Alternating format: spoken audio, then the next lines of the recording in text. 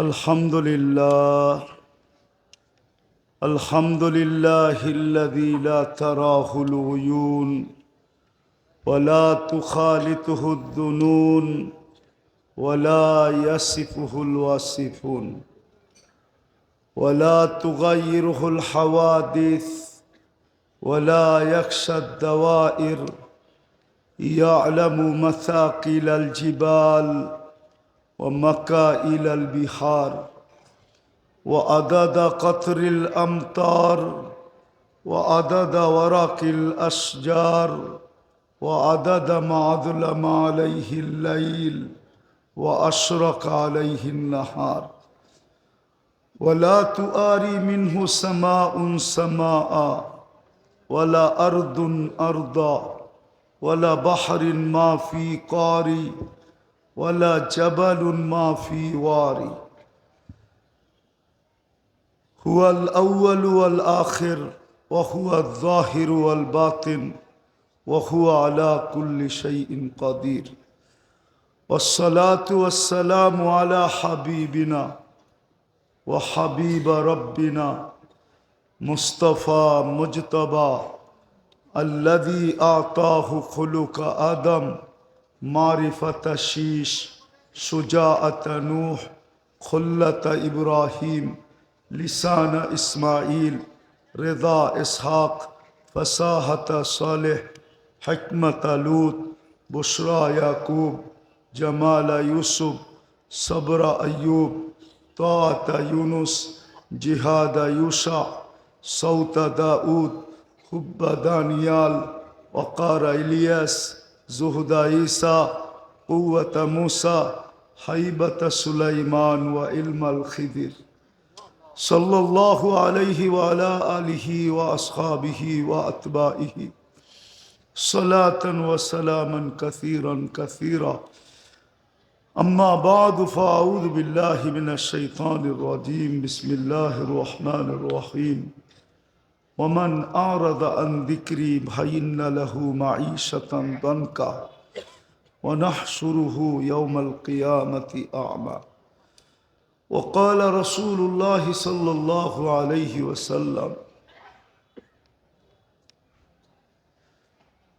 سيأتي على أمة زمان يحبون خمسة وينسون خمسة يحبون الدنيا وينسون الآخرة يحبون الحياة وينسون الموت يحبون القصور وينسون القبور يحبون المال وينسون الحساب يحبون الخلق وينسون الخالق فقال شفيع البشر صلى الله عليه وسلم أنا بريء منهم وهم براء مني أو كما قال عليه الصلاة والسلام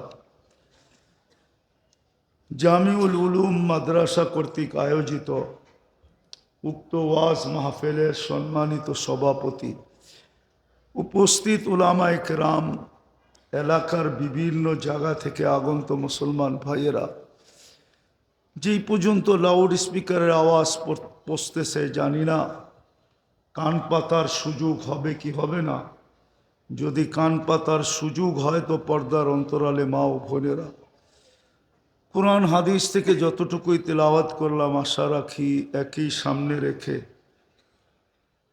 কিছু কথা রাখবো সাথে সাথে সকলের কাছে অনুরোধ আল্লাহ যতটুকু মনোযোগ দিছেন প্রত্যেকের দিলের ভিতরে পুরাটাকে উজাড় করে দিয়া শুনবো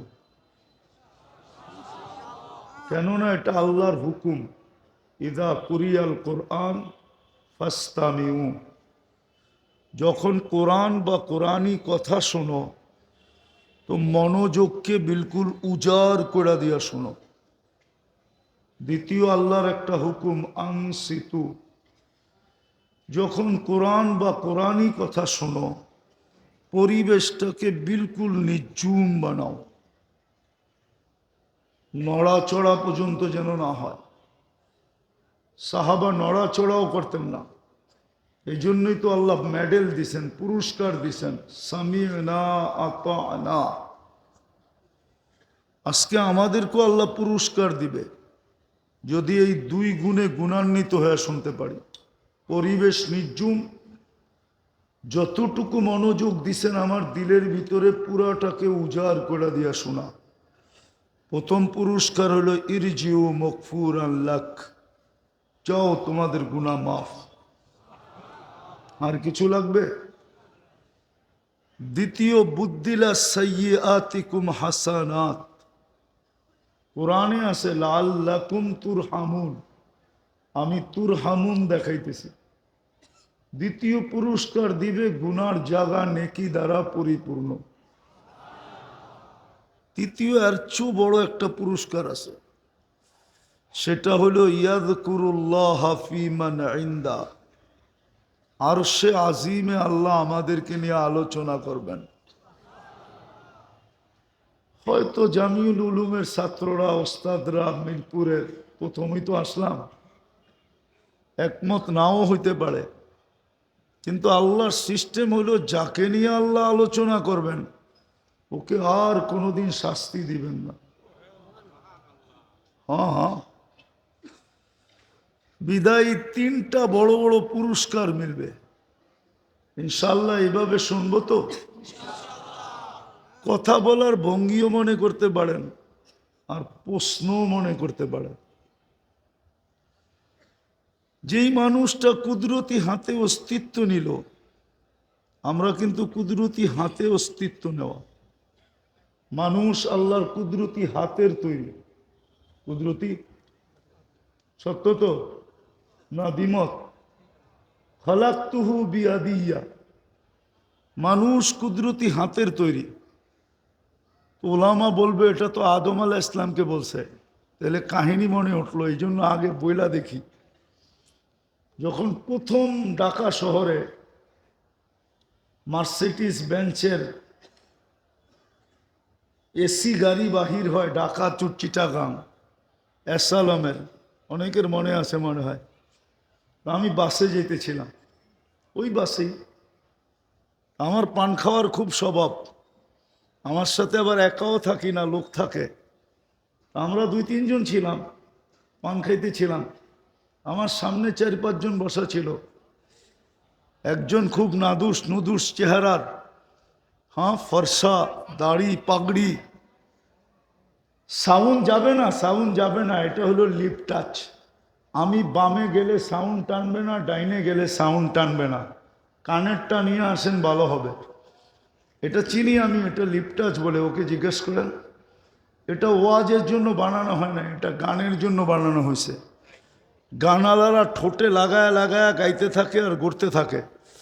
আমার তো এই স্বভাব নাই, আমি ডাইনে বামে দেখেই বলবো। দ্বিতীয় আরেকটা যুক্তি হইল, ওয়াজ শুনতে আওয়াজ লাগে না। আল্লাহর কাছে আওয়াজের শব্দ ছিল, কিন্তু আল্লাহ কোরআনে আওয়াজের কথা বলেন নাই, ফাস্তামিউ বলছেন। মন লাগাও, ওয়াজের জন্য মন লাগে, আওয়াজ লাগে না। কনসাল্টের জন্য আওয়াজ লাগে, কনসাল্ট আওয়াজ ছাড়া হয় না। আওয়াজ যদি না হইল ভালো, তাইলে গায়িকাও নেমে যাবে। আর যুবকদের কোমরে তো শক্তি আসবে না, ওরা ডান্স করবে কেমনে? ওরা তো ডান্স করে শুধু ড্যাগের আওয়াজে। জিজ্ঞাসা করেন এখানে থাকলে, সবই তো টুপিওয়ালা দেখা যায়, ওদেরকে তো দেখাই যায় না। ওদেরকে জিজ্ঞেস করেন, ডান্স করতে হলে আওয়াজ লাগবে আর ওয়াজে মনোযোগ লাগবে। তো যেটা বুঝাইতেছিলাম, একজন আইঠা আমাকে উঠা আমাকে বলল যে অমুক, উনাকে চিনেন? আমি বললাম আমি তো ওনাকে চিনি না। তো বলল অমুক পীরজাদা। তো আমার মাথায় লাগলো, আমি বললাম আমাকে আমি বুঝছি পানের গ্রান যাইতেছে, ভাল লাগতেছে না, বন্ধ গাড়ি, আর কেউ কিছু বলতেছে না। আমি বললাম আমাকে চিনেন? বললো আপনাকে তো চিনি না। আমি বললাম উনি পীরজাদা, আমি নবীজাদা।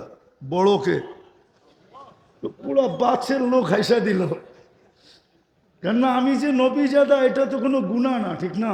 আদম আলাইহিস ইসলাম প্রথম নবী, ঠিক না? ওনারই সন্তান আমি, ঠিক না? না সন্তান না? আরে সন্তান না, আপনি সন্তান না?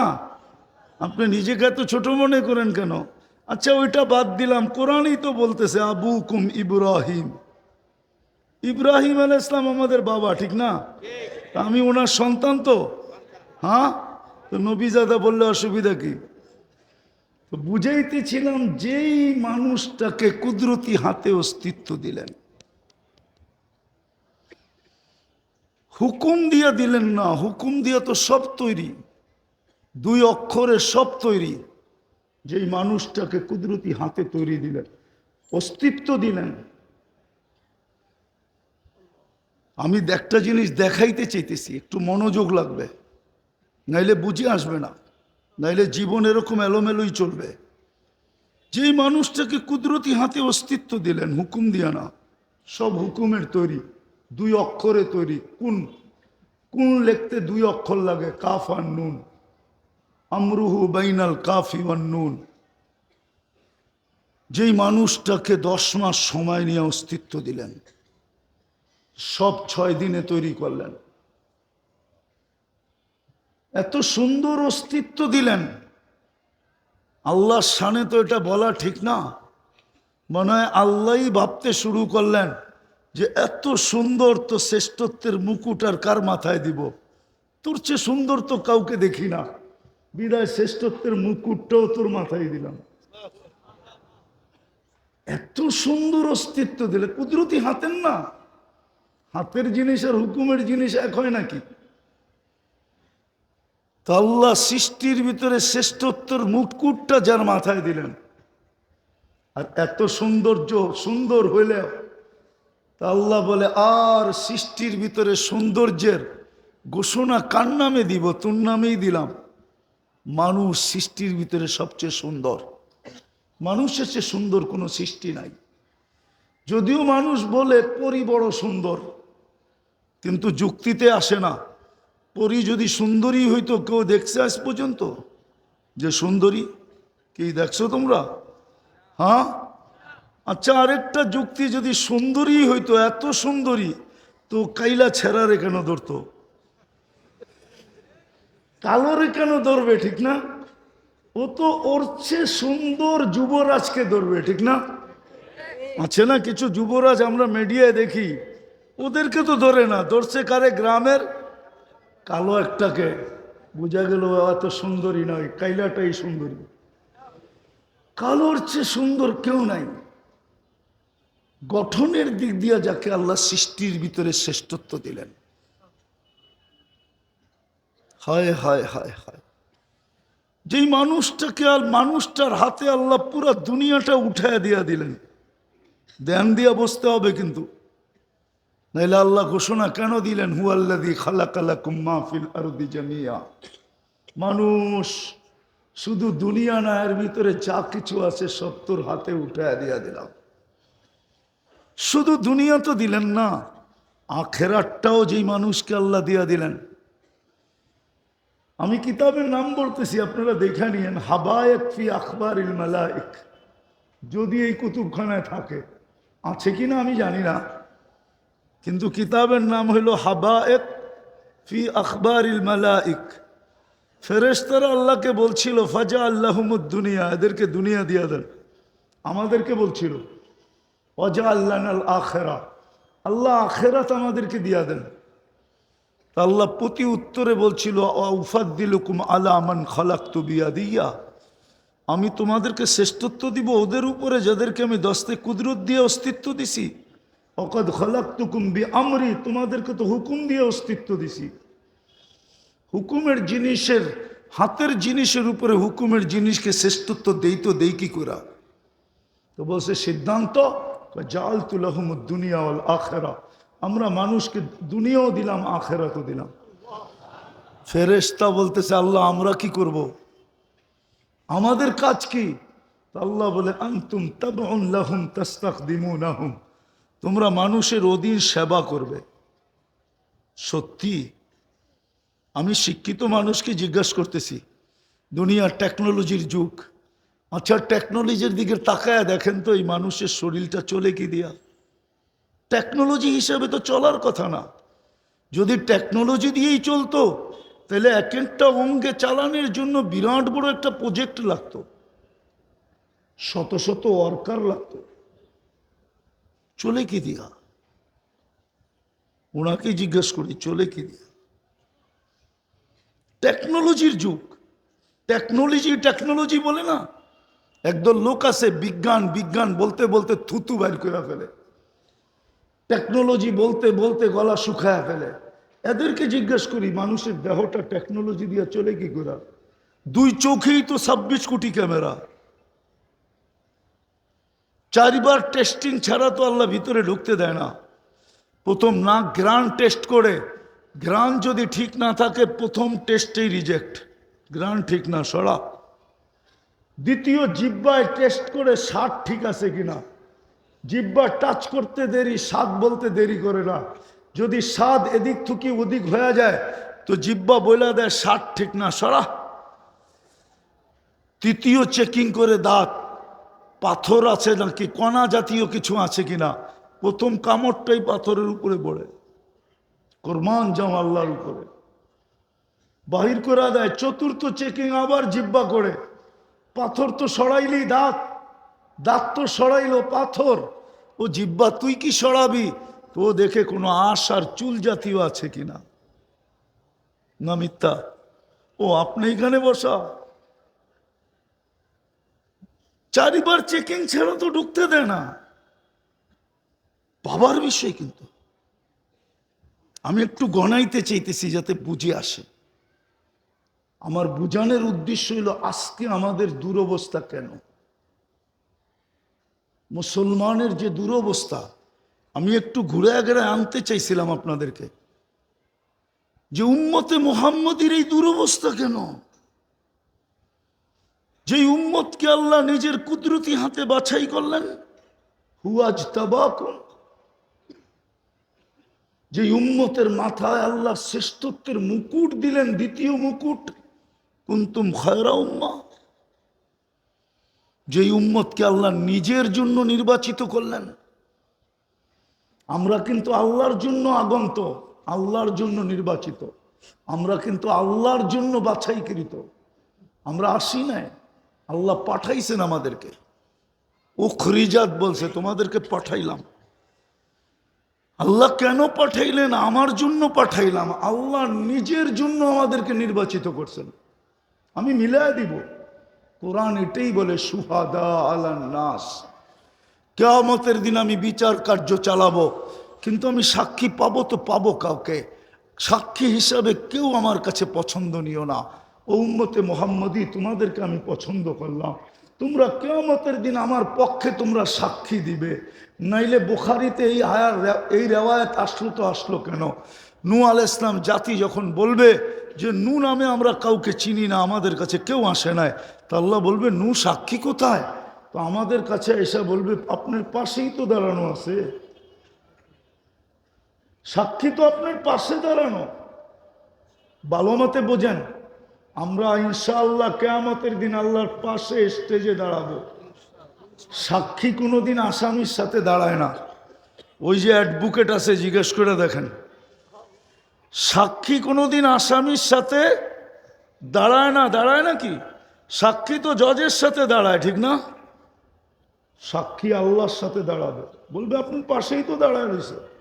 আল্লাহ চাবে আমাদের দিকে আর হাসবে, বলবে কি বলো?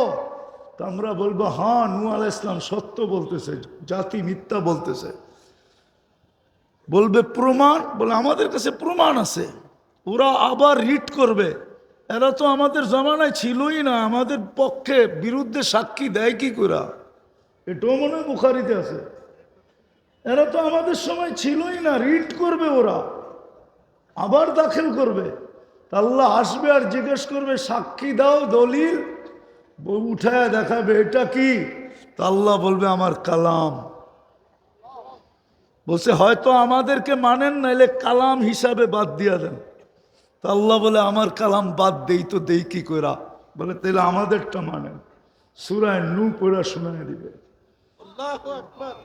যেই জাতিকে আল্লাহ নিজের জন্য চয়েস করলেন, আজকে ওই জাতির এই দুরবস্থা হয় কি করে? আমি দুরবস্থা ব্যথার থেকে দেখাইতেছি। আপনারা মিডিয়ায় দেখেন, ছেলেরা মিডিয়ায় দেখে। আমি তো 14 বছর আগে ফিলিস্তিন দেখা আসছি। ফিলিস্তিনের গলি কিয়ামতের দিন বলবে যে এই লোকটা আসছিল। আমার কাছে হুজুরদের মতো জামিউল উলুমের মতো কিতাবই এলেম নাই, যা আছে সব চোখে দেখা। চোখে দেখা বলতেছি, দুরবস্থাটা দেখাইতেছি। আমার যোগ বিয়োগে মিলে না। জামিউল উলুমের মিরপুরের মানুষ, আমার যোগ বিয়োগে মিলে না। যে ফিলিস্তিনে বোম ফাটে কি করা, আফগানিস্তান মাটিতে মিশা গেছে মন মানছে, ইরাক মিশা গেছে মন মানছে, কিন্তু ফিলিস্তিন মাটিতে মিশা যেতেছে মন মানতেছে না, যোগ বিয়োগ মিলে না। কেননা আমি তো খলিল ইব্রাহিম খলিল আলাইহিস সালামের কবর ফিলিস্তিনে দেখা আসছি, এখনো আমার চোখের সামনে বাসে। যদি প্রযুক্তি দিয়ে করা যেত তাহলে আপনাদেরকে প্রজেক্টর লাগায় দেখায় দিতাম। যেখানে ইব্রাহিম খলিল ঘুমাইতেছে, ইত্তাখাযাল্লাহু ইব্রাহিমা খলিলা, ওইখানে বোম ফাটে কি করে? একটু ভালো মতে বোঝেন। আমি চিল্লানে অভ্যস্ত না। আর এটাই সত্য, যারা দুনিয়া ঘোরে ওদের ভিতরে জোশ থাকে না। আমার ভিতরে জোশ নাই, এটাই সত্য। যেখানে খলিলের কবর, আপনারা আমাকে যুক্তি দিয়ে বুঝান, ওইখানে বোম ফাটে কি করে? একদিকে তো ইব্রাহিম খলিল শোয়া, নবীরা তো কবরে জীবিত, এটা তো সুন্নতুল জামাতের আকীদা, দেহ মাটির উপরে হারাম। আরেকদিকে তো ওয়াদিয়ে মুসা, মুসা আলাইহিস সালাম ঘুমাইতেছেন। দূরত্ব তো দুইজনের বেশি না। আমি তো দেখা বলতেছি, না দেখা না। ভালো মতে শোনো যুবকরা, ছেলেরা কাজে দিবে, আমি তো চোখে দেখা বলতেছি। শুধু দুইজন তো ঘুমাইতেছেন না, 70 জন নবীর কবর চিহ্নিত আছে ফিলিস্তিনে। কিতাব উঠাও, যে জমিনকে দিয়ারুল আম্বিয়া বলে, নবীদের দেশ, ওইখানে বোম ফাটে কি করে? মুসলমানদের প্রথম কেবলা, 1.25 লক্ষ নবীদের সম্মিলন হয় যেখানে মেরাজের রাত্রে, 1.25 লক্ষ নবীদের সম্মিলন কেন হয়েছে? ওইদিকে যেতেছি না, হারায়া যাবো তাইলে। যেখানে সাইয়্যিদুল আম্বিয়া ইমামতি করে। আমরা তো আমাদের নবীজিকে চিনি না, সব ওয়াজ মাহফিল দিয়া থয়। দুঃখ তো এইখানেই লাগে। এত বড় মাদ্রাসায়ও যদি ওয়াজ মাহফিল দেয়, তাহলে শানে রেসালত কোন জায়গায় দিবে? তাহলে সিরত মাহফিল কোন জায়গায় দিবে? তাহলে শানে সাহাবা কোন জায়গায় দিবে? শানে ওলামা কোন জায়গায় দিবে? আজকেই তো আমি একটু আগে মৌলানার দেখাইতেছিলাম হাদিস বাড়ি করে। আমার জাতি জানে না ওলামার কদরে কি মিলবে। এই মাগরিবের পরে এই যে মৌলানাকে দেখাইতেছিলাম, যদিও স্ক্রিনশট ছিল, কিতাব আমার কাছে আছে, কিন্তু কেউ চাইলে দিব না, কেননা কিতাবের কালার বলে এই কিতাব দেওয়া যাবে না। নাড়াচাড়া করলেই পৃষ্ঠা ভাঙ্গা শেষ হয়ে যাবে। আমি তো মৌলানাকে দেখাইতেছিলাম, আমার জাতি উলামার উপরে আঙ্গুল উঠাই কি করে? অথচ আল্লাহ রসুল তো বলতেছে, মান আহাব্বাল ইলমা ওয়াল উলামা ফালাহুল জান্নাহ। তাহকিক করে নিয়েন আপনারা, আমার তাহকিক শেষ। আমি মুজাদ্দেদ হয়ে আসি নাই, আকাবের যা লেখছে ওইটাই বয়ান করতে অভ্যস্ত। আমি আকাবেরদের উপরে আঙ্গুল উঠাইতে চাই না, কেননা আমি তিরমিজি রহমতুল্লাহ আলাইহির জীবনী পড়ছি তো, এই জন্য ভিতরে গাইতা গেছে। তিরমিজি রহমতুল্লাহ আলাইহি বলছিলেন, আমার চেয়ে বয়সে একদিন যে বড়, ওর ভিতরে আমার চেয়ে 100 গুণ খায়ের বেশি, কেননা ও আল্লাহর রসুলের জমানায় আমার চেয়ে একদিন আগে।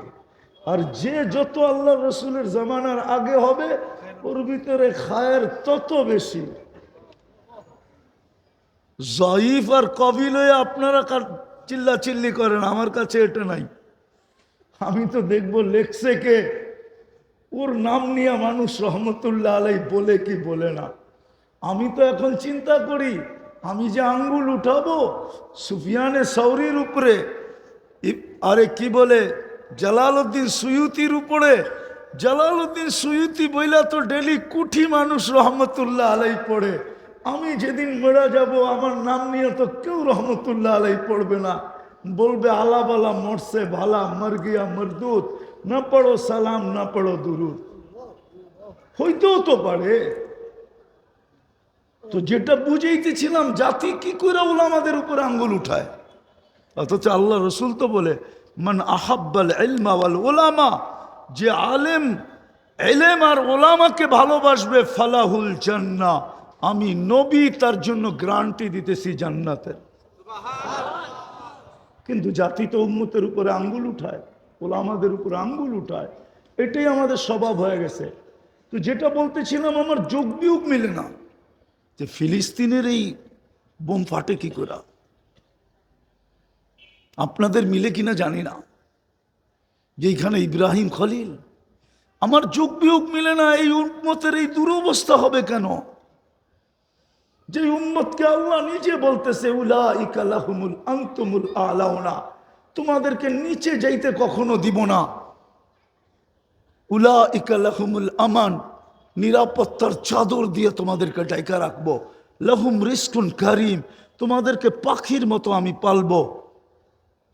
লাহুম হায়াতান হায়াতান তাইয়্যিবা, পছন্দের জীবন তোমাদেরকে দিব। আজকে উম্মতকে দুই হাতে কিলাই কি করা? আল্লাহ করে তো করে কি? তাকায় না তো তাকায় না কেন? একটু ভালো মতে বোঝেন। শুনামু আমি, একটু লম্বা সময় শুনামু, পুরাটাই শুনামু। একটু ভাবেন কেন এই দুরবস্থা? আফগানিস্তান মাটিতে মিশায় দিল, ইরাক মিশায় দিল, লিবিয়া মিশায় দিল, ফিলিস্তিন মিশায় দিল, লেবানন মিশাইতেছে। তারপরে কার বাড়ি আসবে কে জানে। আপনি চতুর্দিক থেকে অবরুদ্ধ। এই দুরবস্থা কেন? স্লোগান শুনবেন, স্লোগান। সারা দুনিয়ার একটা গোপন স্লোগান আছে, গোপন। মুসলমান ছাড়া একমত হন আমার সাথে কাজে দিবে। কোনো নেটে পাবেন না ওটা, কিন্তু বাস্তব এটা। আর আমিও চিন্তা করতেছি, কয়েকদিন ধরে আমি বলতেছি, হতে পারে আমার শাহাদতের কারণ এটাই হতে পারে। গোপন স্লোগান চলতেছে, অদ্দাহুম রব্বুহুম। সূরা অদ্দোহা নাজেল হওয়ার আগে মক্কায় ডেলি মিছিল হইতো, সকালে দুপুরে বিকালে, বাচ্চা পর্যন্ত মিছিল করত। অদ্দাহু রব্বুহু, মোহাম্মদের রব মোহাম্মদকে ছেড়ে দিছে। কেননা অনেকদিন ওহি বন্ধ ছিল, তারপরে অদ্দোহা নাজেল হয়েছে। যেই কোনো কারণেই ওহি বন্ধ ছিল। শানে নুজুল দেখলে পাবেন আপনারা, খোলার সময় নাই। তো মক্কার কাফেররা মিছিল করত, অদ্দাহুম রব্বুহুম, অদ্দাহু রব্বুহু, মোহাম্মদের রব মোহাম্মদকে ছেড়া দিছে। নাইলে কবি তো বললো আমাদেরকে বলবো, এখন পর্যন্ত তো মুখ খুলতেছে না, ওহি মনে হয় আসতেছে না, রব মনে হয় নারাজ হয়ে গেছে, আমরা জিতা গেলাম। তারপরে অদ্দোহা আসছে, অদ্দোহা, অদ্দোহা তারপরে আসছে অল্লাইলি ইদা সাজা। বন্ধু, আপনার চেহারার কসম, আপনার কালা জুলফের কসম, কালো চুলের কসম, মা ওয়াদ্দাআকা রাব্বুকা ওয়া মা ক্বালা। আমরা তো পরীক্ষা নিতেছিলাম বান্দররা কি করে। আপনার রব আপনাকে ছাড়ে নাই। আজকের পটভূমিতে সারা দুনিয়া মুসলমান ব্যতীত স্লোগান দিতেছে, অদ্দাহুম রব্বুহুম, এদের রব এদেরকে ছেড়ে দিছে। নাইলে আমরা একের পর মাটিতে মিশাইতেছি কি করে। এরা নাকি বলে এদের রব বড় পাওয়ারফুল। কোথায় রব? আরেকটা স্লোগান আছে, ইহুদিরা দেয়। ইহুদিরা স্লোগান দিতেছে এখন, আপনি জানবেন না স্লোগান, আমি তাহকিক দিতে পারি আপনাকে। স্লোগান দিতেছে আল আন, এখনই সুযোগ, দাম্মিরুল মুসলিমিনা কাইফা তুরিদুনা আন তুদাম্মিরুহা, এখনই সুযোগ মুসলমানদেরকে মাটিতে মিশায়া দেওয়া। কিন্তু একটা কথা মনে উঠলো, বলতেছি, আমার সমাজের যুবক, আমার সমাজের 90% মানুষ যারা ওদের সাজে সজ্জিত, আমি ওদেরকে একটা প্রশ্ন করব, তোমরা ওদের সাজে সজ্জিত? কিন্তু এটা মনে রেখো, ওরা তোমাদেরকে নিজের মনে করে না, আপন মনে করে না। সজ্জিত হইতে পারেন আপনি, ওদের রঙে রঙিন হইতে পারেন, যুবক ওদের স্টাইলে তুমি চুল কাটতে পারো। আজকে মিরপুরের যুবকও 50টা 100 টাকার চুল 500 টাকা দিয়ে কাটে, নেটের থেকে ডিজাইন চয়েস করে, সারা রাত্র দেখতে থাকে, যেটা চয়েস হয় এটা স্ক্রিনশট দেয়, তারপরে সেলুনে নিয়ে যায়, তারপরে সেলুনওয়ালার ডিজাইন দেখা একটা ঢুকগিলা বলে 500 700 1000 টাকা। তুমি ওদের রঙে সাজতে পারো, আমার কোনো আপত্তি নেই, কিন্তু এটা ভাইবো না তোমাকে আপন ভাববে। কসম খোদার, এটারও কারণ দেখাবো আমি, আমার কাছে যুক্তি আছে, প্রমাণ আছে। আমি দুনিয়া ঘুরি তো, অনেক কিছু চোখে পড়ে, অনেকের ভেদ জানি আমি। হ্যাঁ বলবো, একটু দুই একটা বলবো। তুমি যতই ওদের সাজে সাজো, যতই আমার দেশ 14 তারিখ ইউরোপের চেয়ে বেশি হাজারো গুণ বেশি হইচয়ের মাধ্যমে উদযাপন করে। নাইলে আমি 14 তারিখ আমেরিকাতে দেখছি, আমাদের দেশের যুবকদের মতো যুবতীদের মতো মাতাল হইতে দেখি নাই। বলো সত্য কিনা? 14 তারিখ বুঝেন, ভালোবাসা ডে, ভালোবাসা ডে। শুধু ফুল দেয়, হোটেলে নিয়ে খাওয়ায়, বাড়ির জন্য পার্সেল দেয়, পারে না কলিজা বাইর করে দিয়া বুনা করে দিয়া দিতে, মরা গেলে মরা যামু, তারপরও তো লেখা দিবে I.U। মনে হয় বুঝাইতে পারি না। 31st নাইট বাংলাদেশে যেভাবে উদযাপিত হয়, এই আতশবাজির টাকাগুলো যদি থাকতো, তাহলে আমার বিশ্বাস বাংলাদেশের কোনো একটা ছোট জেলার প্রত্যেক মানুষকে ধনী বানিয়ে দেওয়া যেত। যত টাকা আতশবাজির পিছনে খরচ করা হয়। আসতেছে 31st নাইট, কিন্তু আমি তো সিডনিতে দেখলাম 31st নাইট, অস্ট্রেলিয়ায় দেখলাম 31st নাইট, কিন্তু সিডনি ব্রিজ ছাড়া তো আর কোথাও দেখি নাই। আপনিও নেটে পাবেন না, শুধু ব্রিজেরটাই পাবেন।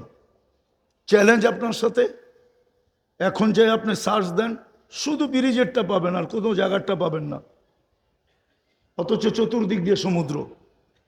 আমি তো 31st নাইটে ছিলাম সিডনিতে, আমি তো দেখলাম না আমার দেশে যেভাবে উদযাপিত হয়। কিন্তু ওরা আমাদেরকে আপন বলবে না। কেন বলবে না জানেন? ওরা আমাদের রূপরেখা দেখে না। যদি দেখতই, তাহলে আমি অ্যাডভোকেট সাহেবের সামনে বলতেছি, 500 1000 পাসপোর্ট ডেলি জমা নেয়। কোন এমবেসি এখন টাকা ছাড়া পাসপোর্ট জমা নেয়? বলুক, আমেরিকান এমবেসিতে ভিসার জন্য কত টাকা জমা দিতে হয় জিজ্ঞেস করেন ওনাদেরকে, ওনারা তো নেয়। কিন্তু ভিসা দেয় কয়জনকে?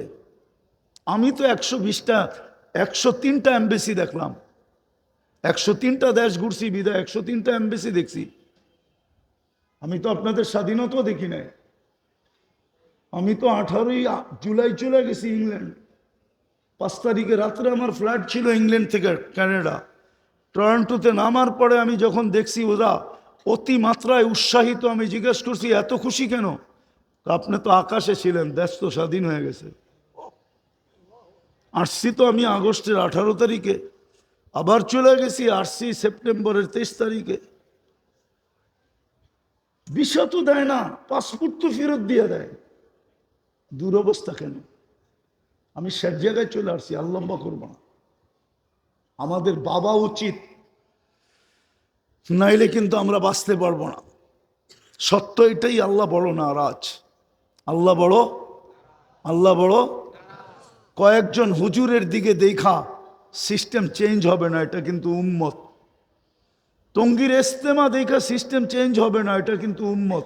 মনে রেখেন, এটা কিন্তু এটা কিন্তু এটা কিন্তু বড়, এটা কিন্তু উম্মত, বড় চোখের পানি জড়ানো উম্মত। আমি প্রমাণ দিব 23 বৎসরে পানির চোখের পানি শুকায় নাই। জিবরিল মিকাইল জিজ্ঞাসা করছে মা জালা আরা কাতাবকি, যখনই দেখি কাঁদেন কেন? বলছে উম্মতের জন্য চোখের পানি শুকায় না। বলেন মৃত্যু লগ্নে চোখে পানি ছিল কি ছিল না? জিবরিল জিজ্ঞাসা করে নাই আতাবকি ওয়ান্তা ইলা রফিকিল আলা, এখনো কাঁদেন? আল্লাহর সান্নিধ্যে চলে যাবেন। খুশি তো, খুশি হওয়ার তো কথা, কাদার তো কথা না। কাঁদেন কেন? ঊর্ধ্ব জগতে তো খুশির বন্যা চলতেছে। জিজ্ঞাসা করছে কেন? ইয়াসিলুল হাবিব ইলাল হাবিব, বন্ধু বন্ধুর কাছে চিরদিনের জন্য চলে যাবে, এই জন্য খুশি চলতেছে। আল্লাহু ইয়ান্তাযিরুক, আল্লাহ আপনার অপেক্ষায় অপেক্ষমান। তাড়াতাড়ি হুকুম দেন মালাকুল মউতকে হাত রাখো। বলছে চোখে তো পানি। বলছে কেন? বলে ফামান লিবাদিলি উম্মতি, আমার পরে উম্মতকে কে দেখা রাখবে? ওই উম্মতের আজকে এই দুরবস্থা কেন? বলেন আমাকে যুক্তি দিয়ে বোঝান। আল্লাহ তো বলছিল আমি দেখা রাখবো। আমি যদি আল্লাহকে প্রশ্ন করি দেখেন না, তো দেখেন না কেন? আরো যুক্তি আছে আমার কাছে। এই উম্মতের পরে তো উম্মত নাই। আপনি তো বলতেছেন লিল্লাহি জুনুদুস সামাওয়াতি ওয়াল আরদ, আকাশ জমিনের সমস্ত সৃষ্টি আমার সৈনিকের অন্তর্ভুক্ত। এগুলারে পালেন তো পালেন কেন? আমাদের পরে তো উম্মত নাই, কার উপরে ব্যবহার করবেন? আমাদের নবীজির পরে তো নবী নাই, কার জন্য ব্যবহার করবেন? কেন বসায় রাখছেন? দেখেন না ইসরাইল, দেখেন না ওদেরকে দেখেন না, ওকে সাকে ব্যবহার করেন না কেন? কি যুক্তিতে বলে না? হ্যাঁ, কেন ব্যবহার করেন না? জমিনেরটা করেন। আমি তো ঘুরা দেখলাম দুনিয়ার সবচেয়ে বেশি আবাবিল বাস করে ফিলিস্তিনে। শাম সবচেয়ে বেশি আবাবিল পাওয়া যায় শামে। শামের চেয়ে বেশি আবাবিল কোথাও পাওয়া যায় না দুনিয়ার। মক্কা মদিনায়ও পাওয়া যায় না। মক্কায় কিছু পাওয়া যায়, এটা রাত্রে বাহির হয়, তোয়াফের রাত্রে দেখা যায় কাবার চতুর্দিক দিয়ে উঠতেছে। হ্যাঁ, আমি তো বলি ওরে না, কাবা পাহারা দেয়। কাবা, জানি না ওলামা একমত হবে কিনা। সবচেয়ে বেশি বাস্ত হলো ফিলিস্তিনে। হুকুম দেন না তো দেন না কেন? ওই পাথর কি দুনিয়াতে নাই?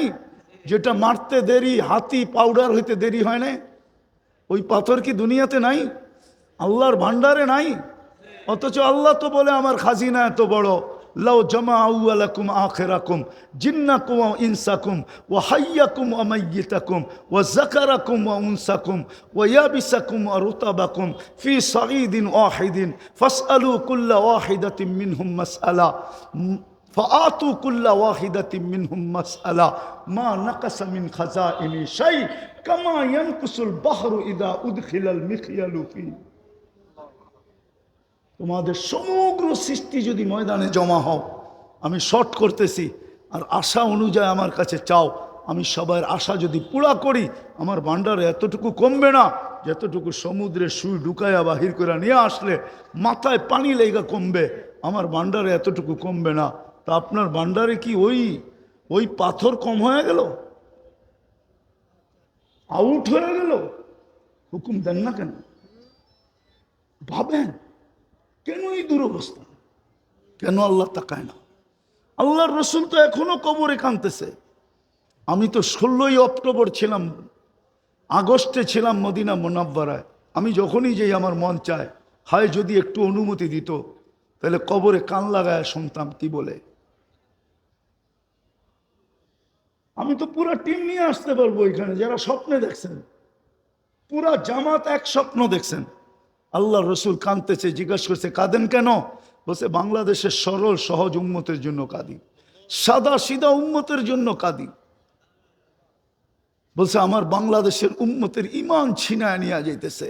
কেউ তো বলতেছে ভাঙ্গা ঘরে থাকবো না, স্বামীর কথা মানবো না, কেউ এই স্লোগান দিতেছে, কেউ ওই স্লোগান দিতেছে, কেউ ওই স্লোগান দিতেছে। আমার বাংলাদেশের সাদা সিধা উম্মতের ছিনায় নিয়ে যাইতেছে। এই জন্য আমার চোখের পানি। সর্বশ্রেষ্ঠটা বলতেছি, পড়া দেখেন আবুল সামরকান্দি রহমতুল্লাহ কিতাবের নাম বলবো না, খুঁজে বের করেন। সাবুল সামরকান্দি তো লেখছেন, আমি লিখি নাই। আল্লাহ রসুল যখন কবর থেকে উঠবে, ওহুয়া ইয়াবকি ওয়া ইয়াকুল, চোখে পানি থাকবে, মুখে চিৎকার থাকবে, জিবরিল ময়দান তো পুরাই খালি, উম্মত কই? উম্মত কোথায় গেল? ডাইনে তাকাই তো উম্মত দেখি না, বামে তাকাই তো কাউকে দেখি না, সামনে তাকাই তো কাউকে দেখি না, পিছে তাকাই তো কাউকে দেখি না, আমার উম্মত কই? জিবরিল সান্ত্বনা দিবে, মা সাক্কাল আরদা আহাদুন ইল্লা আনতা, আপনি ব্যতীত জমিনের উপরে কেউ ওঠে নাই, নিশ্চিন্ত থাকেন, উম্মত এখনো ওঠে নাই, নবী ওঠে নাই, রসুলই ওঠে নাই, কোনো উম্মত ওঠে নাই, আপনার উম্মত কোত্থেকে উঠবে? আপনি শান্ত হন, নিয়ে যাবে মাকামে মাহমুদ, বলুক ওলামা মাকামে মাহমুদে বসবে কিনা। অথচ আমার জাতি তো ইউনিয়ন পরিষদের একটা চেয়ার পাওয়ার জন্য মরতে রাজি, মারতে রাজি, নিজের আধিপত্য ঠিক রাখার জন্য দেশ বেচা দিতে রাজি না, রাজি না? অথচ মাকামে মাহমুদ পাবে। মাকামে মাহমুদ চিনেন? এটাও তো চিনি না। দুইটাই তো চেয়ার বানাইছিলেন, একটা নিজের জন্য, একটা বন্ধুর জন্য, তৃতীয় চেয়ারের তো কোনো কথাই নেই। একটা নিজের জন্য কুরসি আর একটা বন্ধুর জন্য মাকামে মাহমুদ, বসবেন তো না, হাত রাইকা দাঁড়ায় থাকবেন। আল্লাহ বলবে বসেন, তো বলবো বসবো, তো বসবো কেন? যদি বসলাম আর কুরসি যদি আমাকে আমাকে উড়ায়া জান্নাতে পৌঁছায় দিল, তো উম্মতের কি হবে? কিতাবে তো লেখা আছে, উম্মতের কি হবে? দ্বিতীয় বলছে আমি বসলে আমার অঙ্গীকার পুরা হবে কি করে? বলছে সেই অঙ্গীকার কি আল্লাহ জানেন? বলছে আমি তো উম্মতকে বসা বইলা আসছি, মাউইদুকুমুল হাউস, হাউজে তোমাদের সাথে সাক্ষাৎ হবে। আমি চাই না উম্মত হাউজে অপেক্ষা করুক, আমি চাই আমি অপেক্ষা করি। পিপাসিত উম্মত আসতে দেরি, আমি যেন পানি পান করতে পারাইতে দেরি না হয়। বলছে তারপর, বলছে দ্বিতীয় আমি মিজানে ছুটে যাব, পাল্লা যদি সামনে না ঝোঁকে, তো আপনার প্রতিশ্রুতি আছে সালতো তা সাফি তু সাফা, তো ওইখানে দাঁড়াই আমি চাইতে শুরু করব। এই প্রতিশ্রুতি কাজে লাগাবো তো লাগাবো কোথায়? ওইখানে যে দেখতে থাকবো পাল্লা সামনে ঝুঁকে কি ঝুঁকে না, যদি সামনে না ঝুঁকে তো চাইতে থাকবো। আপনার অঙ্গীকার আছে সালতো তা, আমি চাইলে নাকি দিবেন, সাফি তু সাফা, সুপারিশ করলে নাকি মঞ্জুর করবেন। আপনার অঙ্গীকার আছে লা ইউখজি কাফি উম্মাতিক, কেননা পাল্লা যদি সামনে না ঝুঁকলো তাইলে তো ঘোষণা হবে শাকিয়া ফুলান উবনু ফুলান, অমুকের বেটা অমুক, অমুকের উম্মত চিরদিন অসফলতা অর্জন করলো, তো আমি চেহারা দেখাবো তো দেখাবো কি করে? আপনারা বলছেন লা ইউখজি কাফি উম্মাতিক, আমি তো মিজানে দৌড়াবো, ওইখান থেকে আমি পলসেরাতে দৌড়াবো। যদি পাল্লা পার না হইতে পারে, হয় আফসোস, আমি তো এই কান্না কানতে কানতে কত বৎসর হয়ে গেল। রাগ হয়ে যাবা তোমরা? আজকে কি বার চলতেছে? হ্যাঁ, দূর, সূর্য ডুবার সাথে সাথে শুক্রবার, ঠিক না? রাগ হয়ে যাবা? পায়ে হাত রাখি, একজন তোলাবাও নাই শুক্রবারে 1000 বার দুরূদ পড়ে, এক তোলাবাও নাই। অথচ দুনিয়া, বাংলাদেশের সবচেয়ে হাই টেকনোলজি দ্বারা এখানে পাক হয়, নেটে দেখি, ঠিক না? অথচ 1000 বার দুরূদ পড়ে না। মনে হয় না 500 বারও পড়ে, মনে হয় না 200 বারও পড়ে, মনে হয় না 100 বারও পড়ে। কোনো যুবক নাই যে 10 বার পড়ে। অথচ হুকুম ছিল রাগ হয় না, পায়ে হাত রাখে। বেতার থেকে বলতেছি, বেতার থেকে, নাইলে বলতাম না, বেতার থেকে বলতেছি। আল্লাহ রসুল হুকুম দিছিলেন শুক্রবারে আমার উপরে বেশি বেশি দুরূদ পড়ো, 6 দিন যাই ঝামেলায় থাকো, শুক্রবার তোমাদের একটু ছুটি থাকে, আমার উপরে বেশি বেশি দুরূদ পড়ো। জিজ্ঞাস দেখো তোলাবার হাদিসে আছে কি নাই। কিন্তু 1000 দুরূদ তো কেউ পড়ে না। অথচ পুলসেরাতে দৌড়ে যাবে, উম্মত ফাইসা গেলে দুরুদের গাঠটি দিয়া পার করায় দিবে, দুরুদের গাঠটি মাথায় দিয়া। আমি লেখি না, ইমাম কর্তবী লেখছে, হাদিস উঠে দেখেন। আমি ওনার গ্রাম চৈশা আইসা বলতেছি, আমি কর্ডোবা গেছি 2008-এ, আমার সফর ছিল কর্ডোবা, স্পেনের শহর কর্ডোবা, ওটাই কর্তবী। এখন কর্ডোবা, আগে কর্তবী ছিল ওইটাই। আমি দেখে আসছি ওনার কবরের চিহ্নও পাই না আমি, দরজগার চিহ্ন তো দূরের কথা, কোনো চিহ্ন নাই। কসরুল হামরা আমি ঢুকতে পারি নাই, যেখানে মুসলমান শাসকরা 800 বছর ছিল। কসরুল হামরায় মুসলমানের এন্ট্রি নিষেধ।